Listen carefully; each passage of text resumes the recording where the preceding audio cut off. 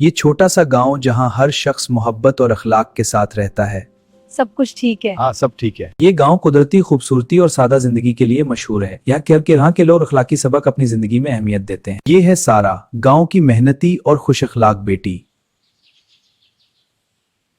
सारा एक खुश अखलाक और मोहब्बत करने वाली लड़की है। सब लोग उसे पसंद करते हैं क्योंकि वो हमेशा सबकी मदद करती है। ये है आयशा, नई शादी हुई बहू जो खानदान में अपना मकाम बनाना चाहती है।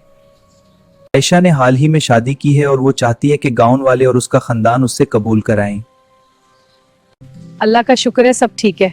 शुक्रिया बहन। तुम मेरी बच्ची हो। जी आपा। सब आओ बैठो। शुरू में बेटी और बहू के दरमियान छोटे छोटे इख्तिलाफात हुए, लेकिन गांव के माहौल और सबके मशवरे से वो सब कुछ सब्र और मोहब्बत से हल कर लेती हैं। मोहब्बत, सब्र और समझौता सब कुछ बदल देता है। ये कहानी हमें सिखाती है कि सब्र और मोहब्बत के जरिए हम खानदान में अमन और खुशी पैदा कर सकते हैं। अगर आपको ये कहानी पसंद आई तो वीडियो को लाइक करें और मजीद सबक आमूज कहानियों के लिए सब्सक्राइब करें।